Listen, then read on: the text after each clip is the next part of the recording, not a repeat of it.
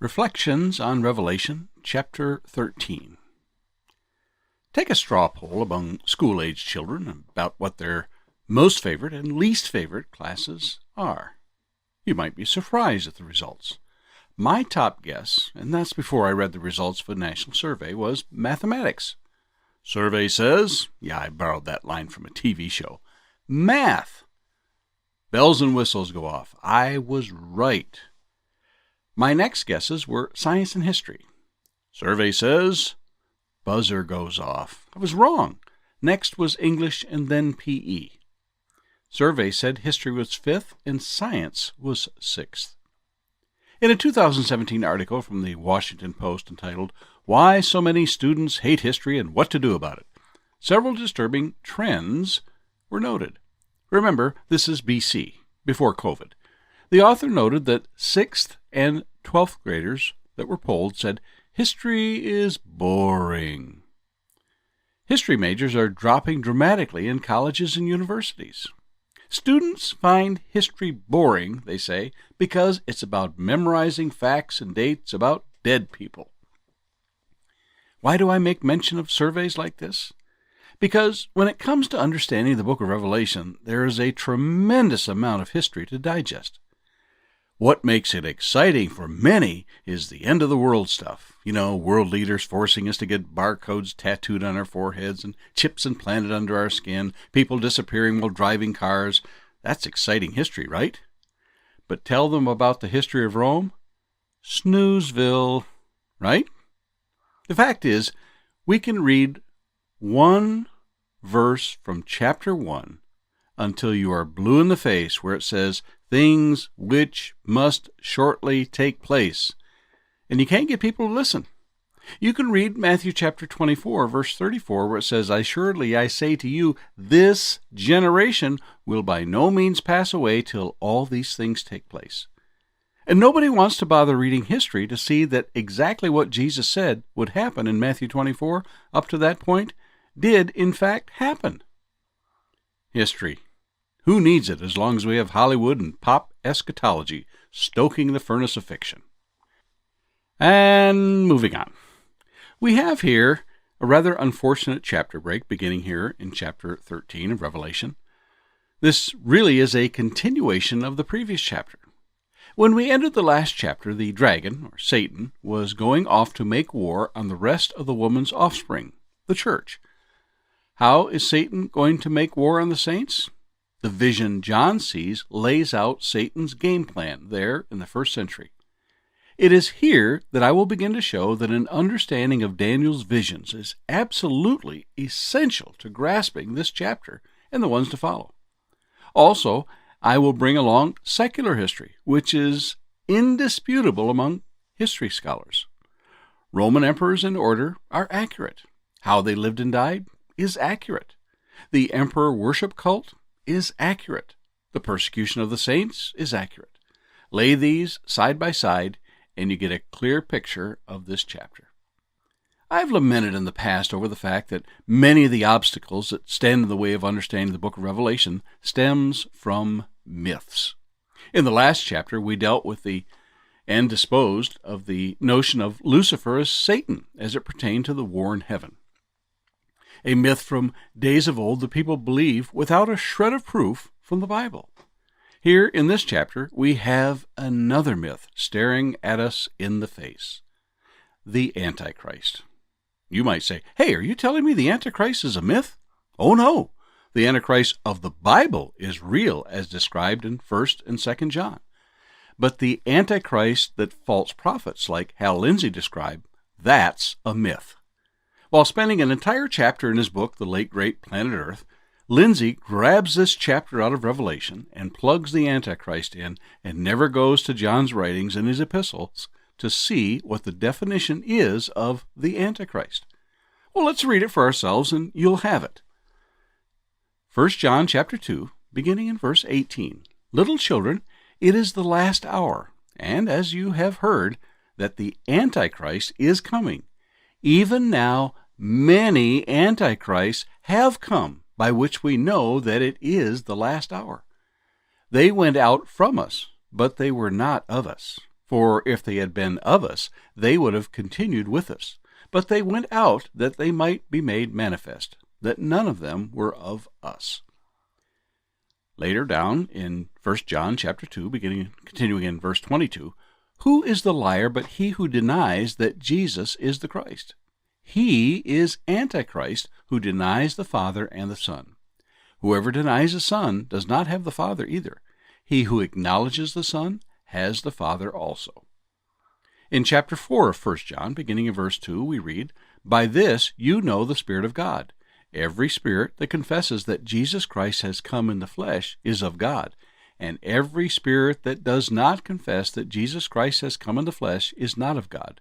And this is the spirit of the Antichrist, which you have heard was coming, and is now already in the world. Did you catch that? And is now already in the world. And John did not write this in the 21st century. He wrote this in the 1st century. In his second letter, 2 John chapter 1, verse 7, for many deceivers have gone out into the world who do not confess Jesus Christ as coming in the flesh. This is a deceiver and an antichrist. Wait, John is telling us that the Antichrist was already in the world in the 1st century? Yep. And there wasn't just one? No, there were many. And what's more, if we read this description, we might see that there are in fact many through the ages, and yes, even today. But one Antichrist? Please, don't take my word. Read your own Bible for yourself. As we begin in Revelation chapter 13, in verse 1, we find that this is the same beast Daniel saw and described in Daniel chapter 7, verses 2 through 7. The beast rose out of the sea there and here in Revelation chapter 13. It is the Roman Empire of the 1st century. This chapter is a continuation of the last chapter, which left off with verse 17 of Revelation chapter 12. And the dragon was enraged with the woman, and he went to make war with the rest of her offspring, who keep the commandments of God and have the testimony of Jesus Christ. So, let's begin in Revelation chapter 13, beginning in verse 1. Then I stood on the sand of the sea, and I saw a beast rising up out of the sea, having 7 heads and 10 horns, and on his horns 10 crowns, and on his heads a blasphemous name. John is now given a front row seat, as it were, to see something coming out of the sea. It must have been terrifying. We have seen things come down from heaven. Now we see something coming out of the sea. When something comes from above, it is spiritual, both good and bad. When something comes from the sea, it is earthly in nature, i.e., empires and rulers. When something comes from under the earth, it is evil, generally speaking. These are stark contrasts when we compare that which comes from above and that which comes from the earth. We often have seen these contrasts in Scripture. Consider these. James chapter 3, beginning in verse 14. But if you have bitter envy and self-seeking in your hearts, do not boast and lie against the truth. This wisdom does not descend from above, but is earthly, sensual, demonic.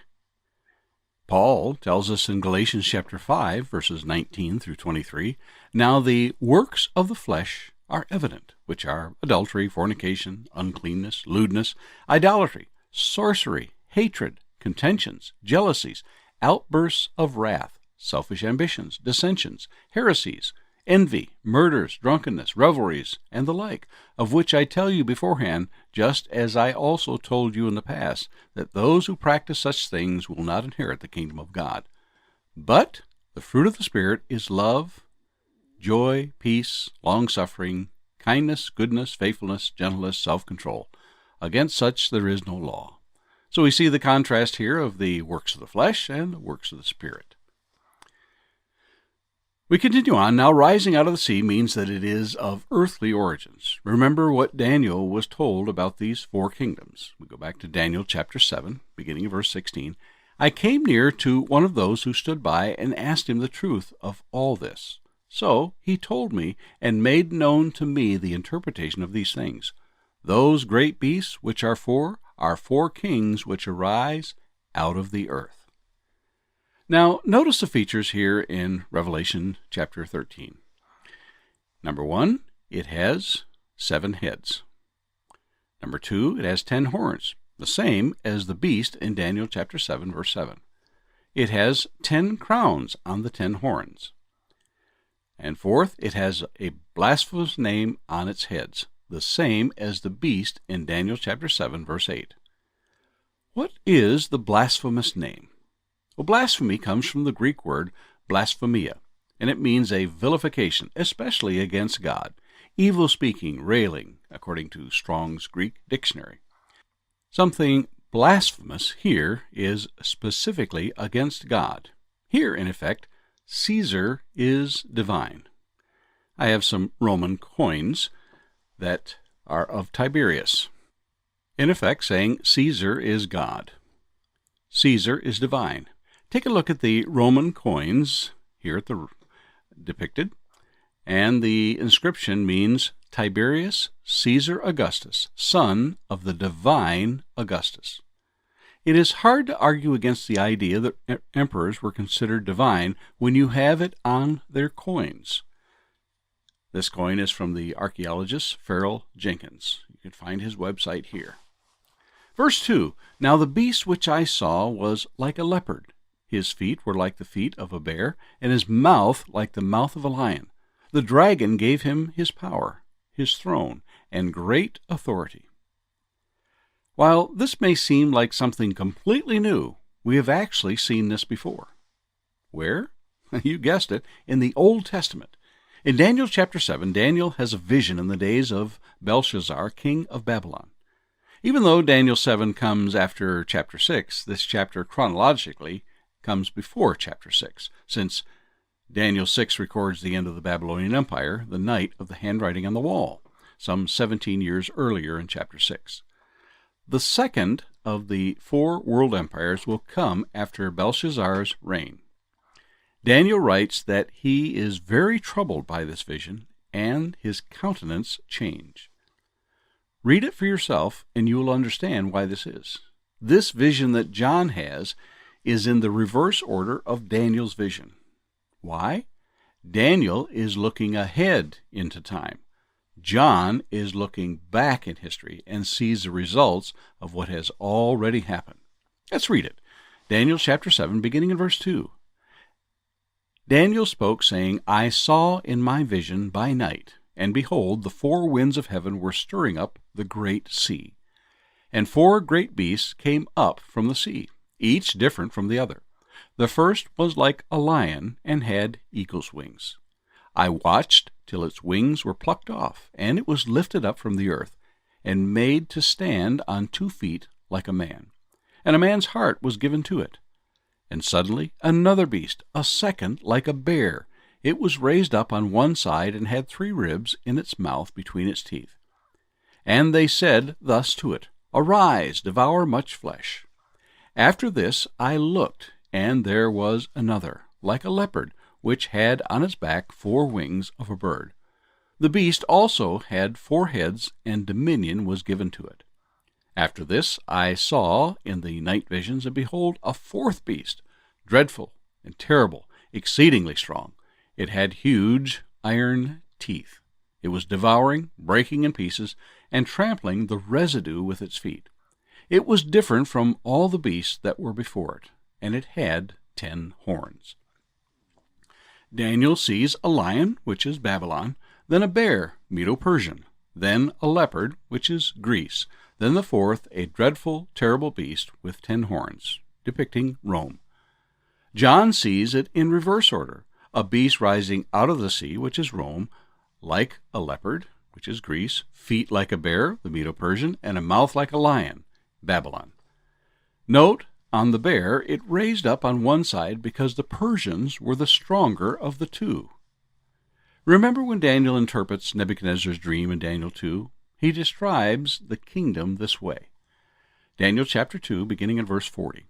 And the 4th kingdom shall be as strong as iron, inasmuch as iron breaks in pieces and shatters everything. And like iron that crushes, that kingdom will break in pieces and crush all the other. Do you see in John's vision that the beast has destroyed those three previous kingdoms and taken over their territory, and even more? Thus, those empires became part of the beast, the lion, the bear, and the leopard. Babylon, Medo-Persia, and Greece. Continuing on in verse 3, "And I saw one of its heads as if it had been mortally wounded, and his deadly wound was healed, and all the world marveled and followed the beast." Remember what John was told when he swallowed that little scroll in chapter 10? We read in chapter 10, verse 11, "And he said to me, You must prophesy again about many peoples, nations, tongues, and kings." Now we are seeing that prophecy. It is important to brush up on your ancient history here. Not too much, so don't worry. But knowing the line of Caesars of Rome is going to come in handy. Here's a bit of technical information to begin with. When did the Caesars begin? Was it Julius Caesar? Well, strictly speaking, Julius Caesar was a dictator, but he was the first Caesar. Some say it was Augustus. Now it depends if you're calling them emperors or Caesars. Strictly speaking, the line of emperors began with Augustus. But God doesn't get hung up on those technicalities. This list will begin with Julius Caesar, even though he was a dictator, not an emperor. He was Caesar nonetheless. Julius Caesar's reign began in 49 BC and continued on to 44 BC before he was murdered. Augustus Caesar began his reign in 27 BC and went to 14 AD. Tiberius Caesar reigned from 14 AD to 37 AD. Caligula reigned from 37 AD to 41 AD. Claudius reigned from 41 AD to 54 AD. Nero from 54 AD to 68 AD. Galba reigned in 68 AD. Otho, 69 AD. Vitalis, 69 AD. Vespasian from 69 AD to 79 AD. Titus from 79 AD to 81 AD. Domitian from 81 AD to 96 AD. Nerva from 96 AD to 98 AD, and Trajan from 98 to 117 AD. Jesus was born during the reign of Augustus. Luke chapter 2, verse 1 tells us that. Jesus was crucified during the reign of Tiberius. Luke chapter 3, verse 1. We read in Acts that there was a famine that took place in the days of Claudius, Acts 11:28, sometime after 41 AD. Claudius commanded all of the Jews to leave Rome in Acts 18:2. Paul was imprisoned during the reign of Nero and was no doubt martyred during his reign as well as Peter. Nero blamed the burning of Rome on the Christians. Although some historians doubt this, it is written by the historian Tacitus, who lived from 56 AD to 120 AD, and is considered by many to be the greatest Roman scholar by most of our modern scholars. Thus began the persecution of the saints. Nero was declared a public enemy by the Roman Senate. He fled Rome and on the 9th of June, AD 68, committed suicide. The civil war that ensued sparked the year of 4 emperors and threatened the end of the Roman Empire. When Nero committed suicide, he sparked a civil war. The Roman Empire is the head that was mortally wounded. The fact that the Roman Empire survived this civil war and that Vespasian becomes emperor and brings it back together is that which they marveled at being healed. We read in Daniel chapter 7, beginning in verse 23, "Thus he said, The fourth beast shall be a fourth kingdom on earth, which shall be different from all other kingdoms, and shall devour the whole earth, trample it, and break it in pieces. The 10 horns are 10 kings who shall arise from this kingdom, and another shall rise after them. He shall be different from the first ones, and shall subdue 3 kings." Now, for interesting reading, you might want to brush up on the Nero Redivivus legend. This legend stated that Nero would come back from the dead. The legend is found in the Sibylline oracles. The claim is he didn't die but fled to Parthia, where he would amass an army and return to destroy Rome. There are some who point to this legend as being an integral part of this section of Revelation. I'm not quite sold on this, but it is interesting nonetheless. The wound was said to be mortal, thanatos in Greek. The wound was fatal. It caused death. We might get excited by a near-death wound and a recovery, but this wound was fatal. But coming back to life after death, that would impress anyone. And it does. I believe the fatal wound to be symbolic of the civil war that nearly destroyed the Roman Empire. But Vespasian becomes emperor, and Rome is alive again. Verse 4, we continue, "So they worshiped the dragon who gave authority to the beast, and they worshiped the beast, saying, 'Who is like the beast? Who is able to make war with him?'" Who is the dragon? If you are just joining this study, we have covered this in chapter 12. The dragon is clearly identified in chapter 12 as Satan, where we read in Revelation 12:9, "So the great dragon was cast out, that serpent of old, called the devil and Satan, who deceives the whole world. He was cast to the earth, and his angels were cast out with him." Remember, this is symbolic. All idol worship is evil, and ultimately, when one worships anything other than God, the God of the Bible, they are worshiping Satan, the dragon. When we left chapter 12, Satan was going off to make war with the rest of the woman's offspring, the church. The enemy of the church is an enemy of God. An enemy of God is an ally to Satan. An argument ensues by some who claim there was no real emperor worship in the first century. One only needs to look at the coins from that era and realize they did indeed deify the Caesars. Each Caesar minted, as it were, coins with their likenesses on it. The words on the coins tell us they were seen as divine. In the first century, the Roman Empire worshipped idols and the gods of its own making. We read in Acts chapter 17 a very accurate description of Athens.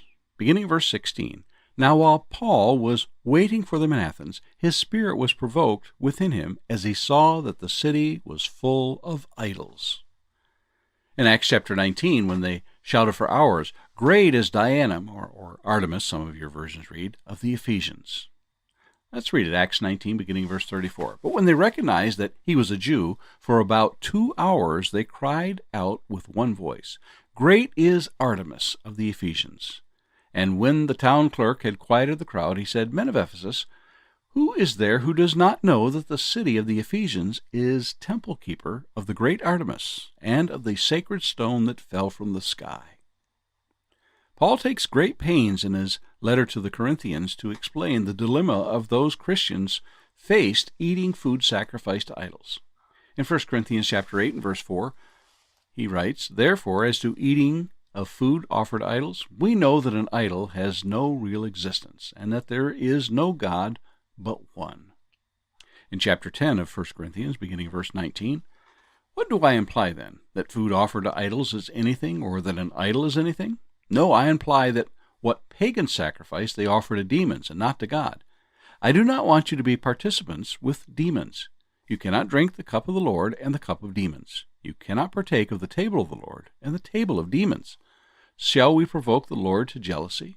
Are we stronger than he?" Continuing on to verse 5. "And he was given a mouth speaking great things and blasphemies, and he was given authority to continue for 42 months. Who was given a mouth? The beast. Who is the beast? The beast is Rome, we see in Daniel's vision. Again, why 42 months? 42 months equals 1,260 days. 1,260 days equals 3.5 years. 3.5 years equals a time, a times, and half a time. These are all the same measurement, not intended to mean calendar dates, but a fixed period and not intended to be forever. In chapter 12, the offspring is in the wilderness for a time, times, and half a time, nourished by God, which equals the time of persecution we saw in chapter 11, verse 2. When God's people are persecuted for that period of time, God protects them for that period of time. The essence of the book of Revelation is this: the great tribulation is coming, but I am with you to the very end, whether you are martyred, imprisoned, tortured, and anything else that happens. Be faithful to the end. Remember, we saw this beast in Daniel's visions. Daniel identified this fourth kingdom in Nebuchadnezzar's dream in Daniel 2. It is beyond dispute that this beast, the fourth kingdom, is Rome. It is not the resurrected Romish papacy centuries into the future. It is the Roman Empire in John's time. This is the empire that surrounds Jerusalem in Jesus' prophecy in Matthew chapter 24, Mark 13, and Luke 21. Continuing on to verse 6, Then he opened his mouth in blasphemy against God, to blaspheme his name, his tabernacle, and those who dwell in heaven. Remember, Nero began this concerted attack against Christians. Tacitus wrote of it. Many historians believed he fabricated this burning of Rome to rebuild it into a spectacular structure. When you find a scapegoat, it makes it so much easier to win public opinion. Notice the beast, not just a person, but the whole of the empire, speaks 3 blasphemies. Number 1, against the name of God. Number 2, against his tabernacle, the church, against those who dwell in heaven. Everything about God is blasphemed.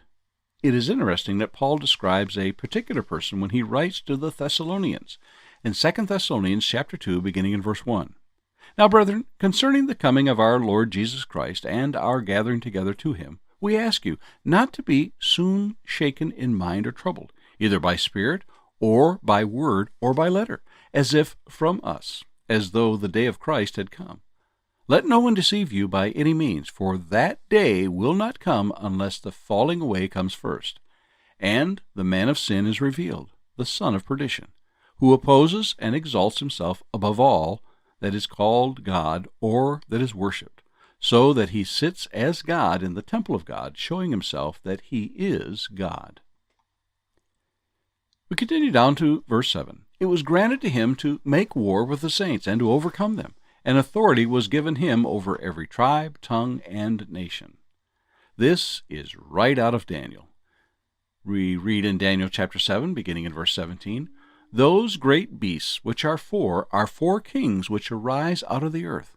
But the saints of the Most High shall receive the kingdom and possess the kingdom forever, even forever and ever. Then I wished to know the truth about the 4th beast, which was different from all the others, exceedingly dreadful, with its teeth of iron and its nails of bronze, which devoured, broke in pieces, and trampled the residue with its feet, and the 10 horns that were on its head, and the other horn which came up, before which 3 fell, namely, that horn which had eyes and a mouth, which spoke pompous words, whose appearance was greater than his fellows. I was watching, and the same horn was making war against the saints, and prevailing against them, until the Ancient of Days came, and a judgment was made in favor of the saints of the Most High, and the time came for the saints to possess the kingdom. Remember, John has been told in chapter 10, beginning in verse 9, So I went to the angel and said to him, Give me the little book. And he said to me, Take and eat it, and it will make your stomach bitter, but it will be as sweet as honey in your mouth. Then I took the little book out of the angel's hand and ate it, and it was as sweet as honey in my mouth. But when I had eaten it, my stomach became bitter. And he said to me, You must prophesy again about many peoples, nations, tongues, and kings. What are we told here in verse 7 of Revelation 13?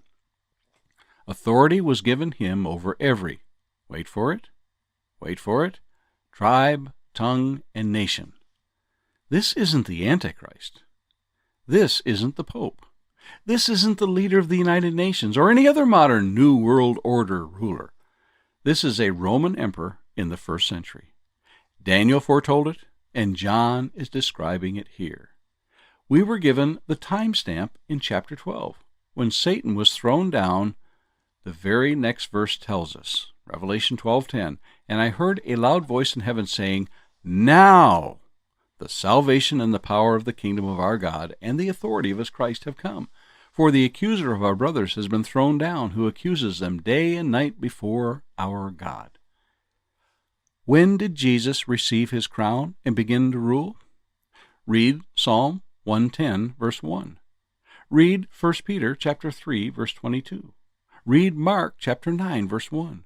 Read Daniel chapter 7, verses 13 through 14. They all speak of the same kingdom being established. That kingdom was established on the day of Pentecost in Acts 2, when it came with power. Revelation 12 ended with the dragon, Satan, going to make war on the rest of her offspring. Follow the timeline. Daniel prophesies that this fourth beast will make war against the saints.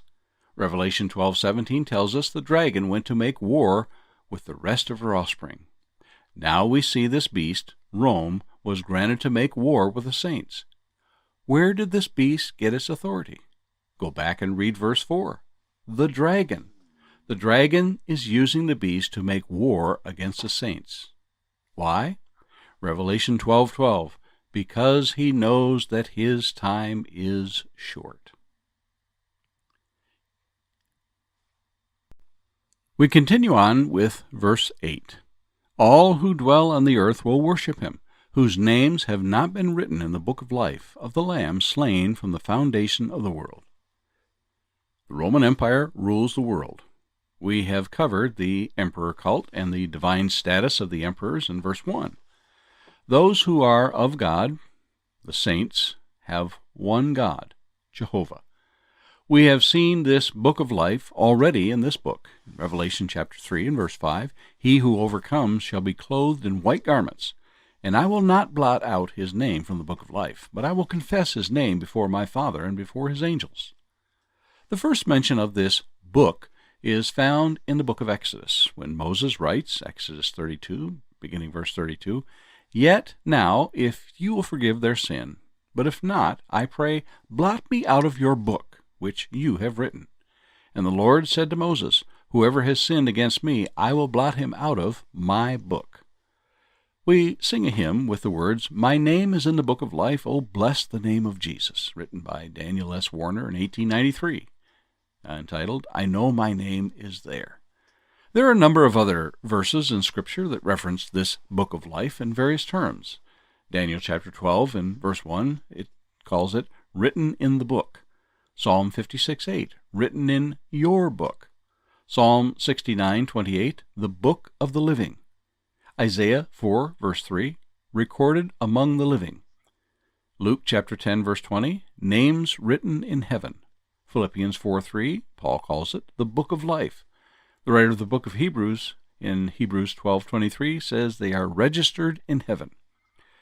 Revelation chapter 3, verse 5, 13, verse 8, chapter 20, verse 12, chapter 20, verse 15, all call it the book of life. And Revelation 21:27 calls it the Lamb's book of life. The idea is that a book or registry exists with every name of the faithful of God through the ages, from the beginning of time until time shall be no more. We can relate to that on some level. A census is taken every 10 years in the United States to register every person living in the country, whether citizens or not, legal or illegal. There is a registry. While God's registry, as it were, is one with only those who keep the commandments of whatever law they were under when they lived, whether in the patriarchal age, the law of Moses, or under Christ. Remember, Christ's blood paid the price for all going back to the beginning. For the writer of the book of Hebrews, inspired by the Holy Spirit, tells us, Hebrews 10:4, For it is impossible that the blood of bulls and goats could take away sins. As you can see, there is a lot of theology in this verse alone, enough for volumes of work. But suffice it to say, we have a clear delineation of two classes which God makes a judgment. First, those who worship the beast, Rome and its gods, and second, those whose names are written in the book of life. Why are they written in the book of life? They worship the true and living God, Jehovah, and we are told in the final verse of chapter 12 what they were now by. And the dragon was enraged with the woman, and he went to make war with the rest of her offspring, who keep the commandments of God and have the testimony of Jesus Christ. Verse 9, we continue, "If anyone has an ear, let him hear." Here is a call to listen up and pay attention. Every one of the 7 churches of Asia were given this admonition, this command. And the Greek tells us, if any man here, or anyone, in the New King James, English Standard, New American Standard. For you grammarians out there, the pronoun, according to Greek dictionaries, is an indefinite one. It means everyone. No one is excluded from what is about to be told. There's a slight difference in what the 7 churches are told. He who has an ear. Each one who is hearing this, the individuals in each church, were to heed the things they were admonished to do. In this verse, the call goes out to everyone. It is a clarion call warning of what is ahead. Continuing in verse 10, "He who leads into captivity shall go into captivity. He who kills with a sword must be killed with a sword. Here is the patience and faith of the saints." The war has begun. The dragon is making war against the offspring of the woman under the banner of the beast. There are some who will go into captivity. There are some who will be killed with the sword. It will happen. But your name, faithful ones of God, those who keep the commandments of God and the testimony of Jesus, is written in the book of life of the Lamb. This is foretold in chapter 6. Revelation chapter 6 and verse 11. "Then a white robe was given to each of them. And it was said to them that they should rest a little while longer, until both the number of their fellow servants and their brethren, who would be killed as they were, was completed." Jesus foretold this as well in Matthew chapter 24. Matthew chapter 24, beginning of verse 9, we read, "Then they will deliver you up to tribulation and kill you, and you will be hated by all nations for my name's sake. And then many will be offended, will betray one another, and will hate one another." I know many want so badly to put this in the 21st century and maybe beyond. But remember what the very first verses of this book told us. Revelation 1:1, the revelation of Jesus Christ, which God gave him to show his servants, things which must shortly take place. And he sent and signified it by his angel to his servant John. Verse 3 of Revelation 1, "Blessed is he who reads, and those who hear the words of this prophecy, and keep those things which are written in it, for the time is near." And the warning at the end of the book in Revelation 22:10, "And he said to me, Do not seal up the words of this prophecy of this book, for the time is at hand." Jesus described in great detail in Matthew 24, Mark 13, and Luke 21 what was going to happen. Now the Great Tribulation is here in Revelation 13. How bad would it be? Let's read Matthew 24, beginning in verse 21. "For then there will be great tribulation, such as has not been since the beginning of the world until this time, no, nor ever shall be. Unless those days were shortened, no flesh would be saved, but for the elect's sake those days will be shortened." If you doubt that this would be in the first century, don't take my word for it. Jesus told them and us when it would take place. In verse 34 of Matthew 24, "Assuredly I say to you, this generation will by no means pass away until all these things take place." Now, for those who want to play word games with the Greek word for generation, genea, and substitute the word age in there and say it really means it will happen before the end of the world, well, you're wrong. Of the 42 times this word is used in the New Testament, it is absolutely clear when it speaks of generation, i.e., the years that divide fathers and sons and grandchildren. Look at the genealogy in Matthew chapter 1, verse 17, and that which speaks of an age in Ephesians chapter 3, verses 5 and verse 21. The context determines the meaning. So don't be fooled by word games the dispensationalists and others play. The Great Tribulation happened in the first century. By the way, we too will have tribulations and persecutions. How do we know that? 2 Timothy 3:12. Paul writes to Timothy, "Yes, and all who desire to live godly in Christ Jesus will suffer persecution." Acts 14:22, strengthening the souls of the disciples, exhorting them to continue in the faith, and saying, we must, through many tribulations, enter the kingdom of God. Yes, we will go through tribulations and persecutions, but the great tribulation happened to that generation in Jesus' day in the first century. Continuing on with verse 11. Then I saw another beast coming up out of the earth, and he had 2 horns like a lamb, and spoke like a dragon. Now enters another beast. He has several characteristics, which are named beginning in this verse, and continue down through the end of the chapter, concluding with the calculation of his number. There is a lot of information given. These descriptions are intended to show the believers how great this beast is in power, authority, and deception. We may be able to determine, is this one person, or if it is a collective. But the important thing overall is to understand the purpose of the beast, and that will be made clear as we proceed. Matthew 24, verses 4 through 5. And Jesus answered and said to them, take heed that no one deceives you, for many will come in my name, saying, I am the Christ, and will deceive many. How does this verse from Jesus' discourse apply? Notice the first of these descriptions in the verse. He comes up out of the earth here in Revelation 13. This is of human origin. This is not from God. He has 2 horns like a lamb. A lamb is noted as meek and gentle. He speaks like a dragon. Though a lamb, he speaks like a frightening dragon. This indicates that there is deception involved here. Verse 4 will confirm this. Remember Jesus' description? Matthew chapter 7, verse 15. Beware of false prophets who come to you in sheep's clothing, but inwardly they are ravenous wolves. The horns of the lamb indicate there is authority. This will be borne out in the following verses.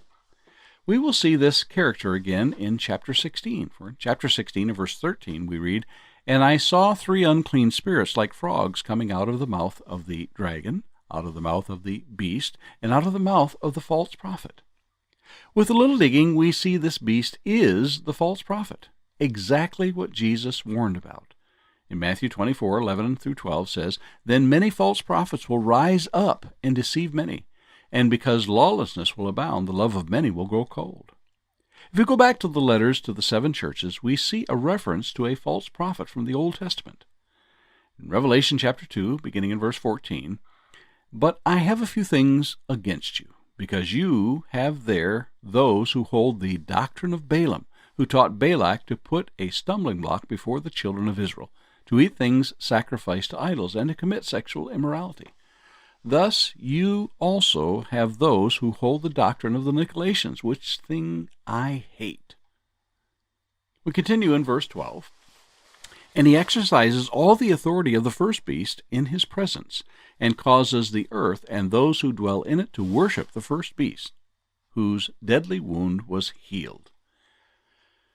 The Greek word for exercises, Strong's defines it this way, and there is a long list here in the definition for it. And the long explanation made short, whatever he does, he has all the authority of the first beast. And the first beast is Rome. We know the first beast is Rome because it has the exact identifying marks that Daniel gives in Daniel chapter 7, verse 2 through 7. We've been through this. Now, who has this authority in the first century Rome? It comes out of the earth, which means it is human and not a spiritual being. How does this second beast cause the whole earth to worship the first beast? The clue is found in the fact that the first beast's deadly wound was healed. Not just any head, but one of the 7 heads we read about in verse 3. Because we are in the time surrounding the destruction of Jerusalem, the wound, which is the death of Nero and the subsequent civil war that ensued. Remember the year of 4 emperors? Rome is revived, and under the Emperor Vespasian, Rome is once again restored. Check your history books. This is not just made up to make it fit. It is a historical fact.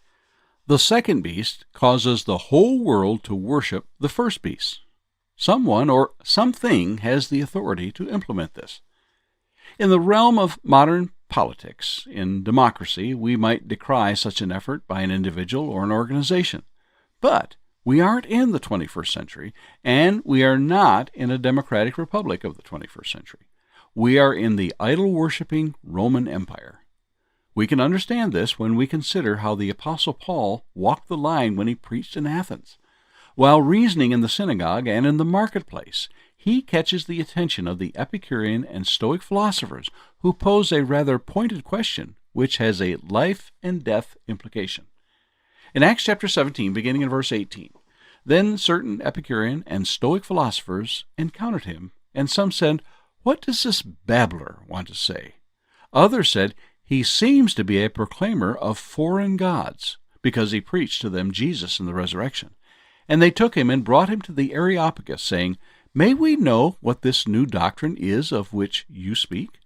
For you are bringing some strange things to our ears. Therefore, we want to know what these things mean." They are not inviting Paul to have a drink and talk about some new idea. They bring him to the Supreme Court of Athens, the Areopagus. The law forbids foreign, unapproved gods, and that is what Paul seems to be advocating. Now we can understand by what Paul uses the term the unknown God analogy. In effect, Rome said, "You worship who we say you can worship." Now, they were fine with the God of the Jews, but because of the resurrection, they think he's bringing a new unauthorized God into the Roman Empire. It is well known that within the empire there were guilds, also commonly known as collegia, which is plural. We get our modern term college from this. Their formations serve the purpose of promoting their interests. They required the approval of the Roman Senate or the emperor in order to be recognized as a legal entity. There were three major collegia: civil, military, and religious. Collegia could be formed by members who shared a common profession, like builders and tradesmen, ship owners, etc. They could also be formed by a special cult or specific god. They could even be formed to celebrate common events, birthdays, holidays, and banquets. The civil guilds could be social clubs, business clubs, legal clubs, or even criminals. The military collegia oversaw the general welfare of members of the military, from improving standards of living to covering expenses of burial, among others. The religious collegia, or guild, is where our interests lie. These were fraternities of priests formed to provide a number of religious functions in the empire. There were four major groups. Now, stick with me. I know this can seem technical, but it bears on our reading today. The pontifices, the most powerful of the four main groups, members of this were the highest-ranking priests of the state religion. The Pontifex Maximus was the highest-ranking member. The emperor held this title beginning with Julius Caesar. See the coin that I have displayed here.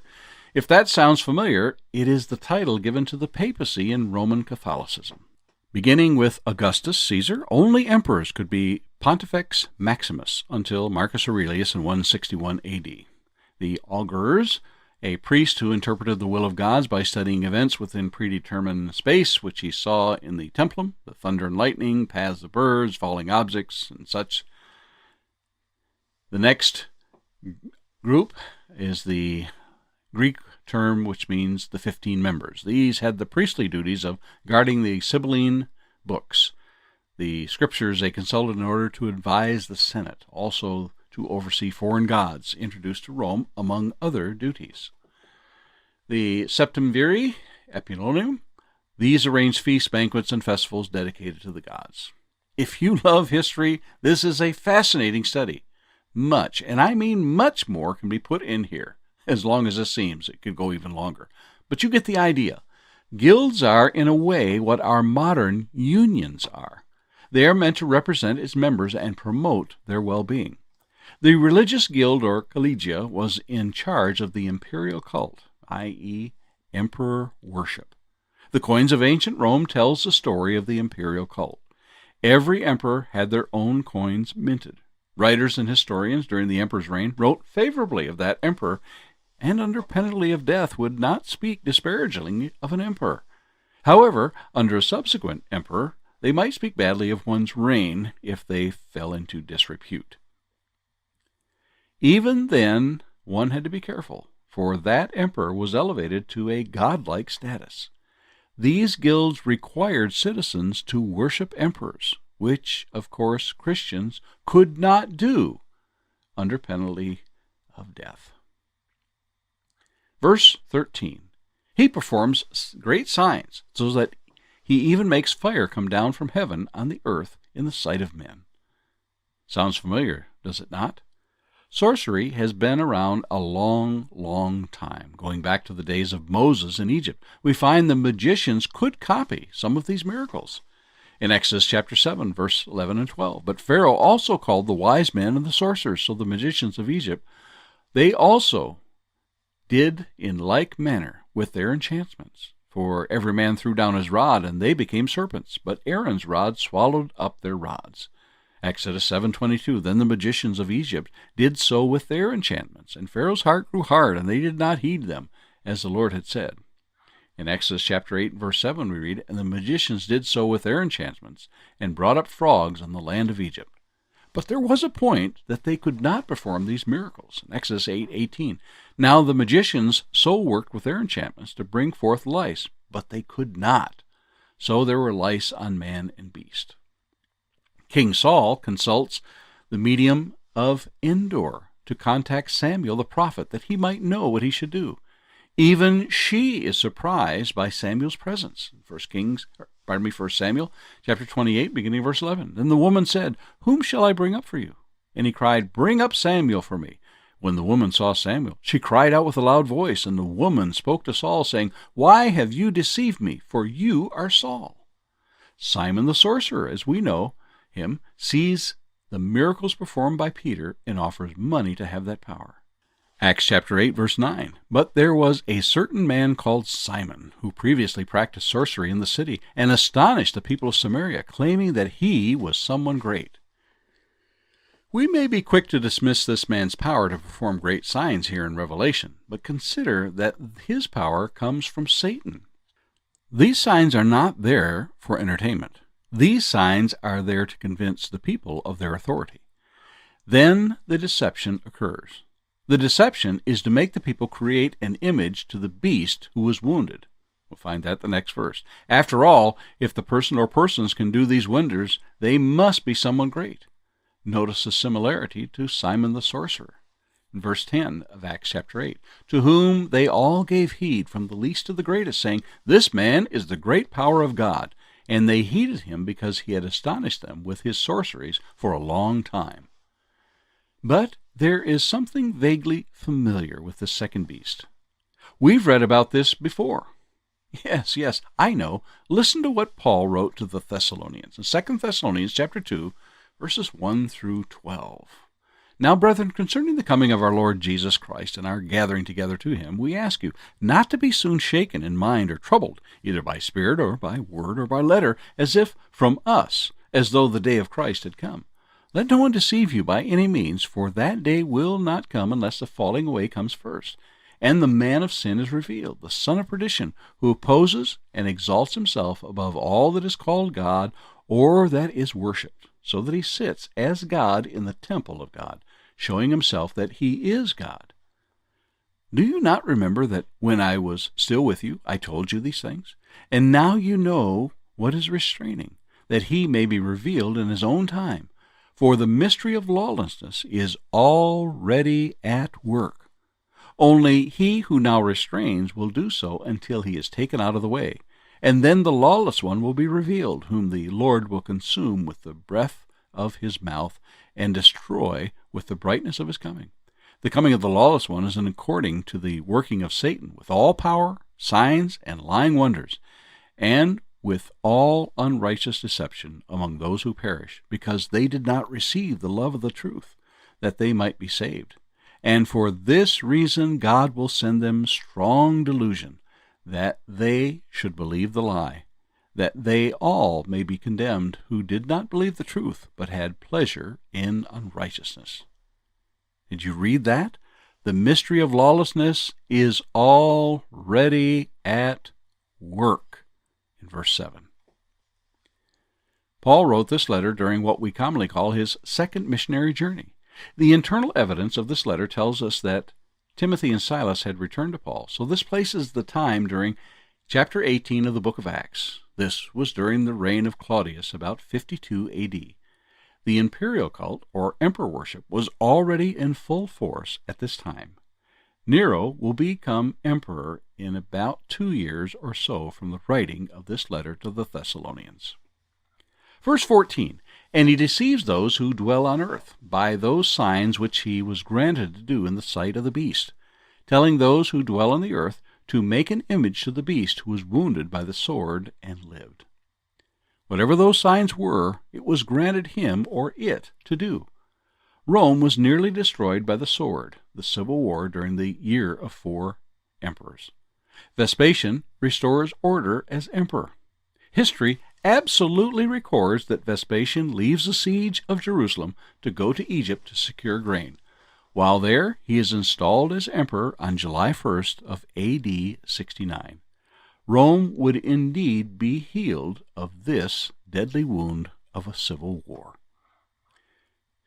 Verse 15, "He was granted power to give breath to the image of the beast, that the image of the beast should both speak and cause as many as would not worship the image of the beast to be killed." Not only to do signs in the image of the beast, but to give breath or life. Rome is revived. It has come back from the brink of annihilation and worthy of worship to those. Verse 16, "He causes all, both small and great, rich and poor, free and slave, to receive a mark on their right hand or on their foreheads." Now, how much space should I waste or spend on this? I must give my due diligence to this and thwart the modern notions of this mark of the beast. Wild speculations of barcodes, visas, chips embedded under our skins, 5G microwaves, tattoos, and on it goes.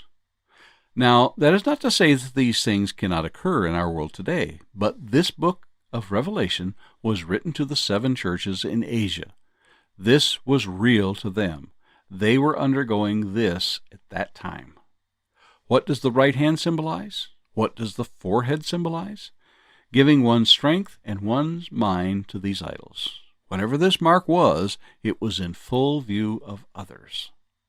Verse 17, "And that no one may buy or sell except one who has the mark or the name of the beast, or the number of his name." The guilds or collegia forced people to worship the gods of Rome, pay homage to them before they could buy in the marketplace. It is an historical fact. Evidence is there of a certificate showing one had offered incense to an idol there in the 1st century. Verse 18, "Here is wisdom. Let him who has understanding calculate the number of the beast, for it is the number of a man. His number is 666. Once again, I must decide how much space to give to this verse and wild speculation. Do I know who this is with certainty? No. I have some ideas, and good ideas, why it should be that, but not with certainty. Do you know who it is with absolute certainty? No. You may very well have better ideas than me, undoubtedly, but we aren't in the 1st century. Did those in the 1st century know who this was representing? I believe they did. If they have understanding, they lived through this persecution or died as a result of it. I have heard the description of artifacts found from this time in the 1st century in which a number was assigned to each letter of the Greek alphabet, thereby allowing one to give a numerical equivalent to that name.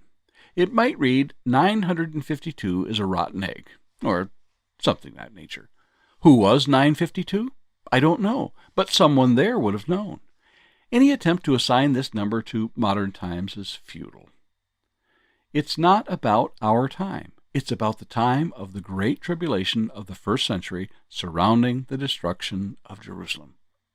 When John writes, "It is the number of a man," he uses the Greek word anthropos. This word in Greek, according to Strong's Greek Dictionary, means a human being. This person or organization is not an angel. It's not of a heavenly origin. This is of human origin. From the beginning of its description, we are told it was coming up out of the earth. And so as we end this chapter, we shall wait for the continuation in the next chapter. And these are a few reflections on Revelation.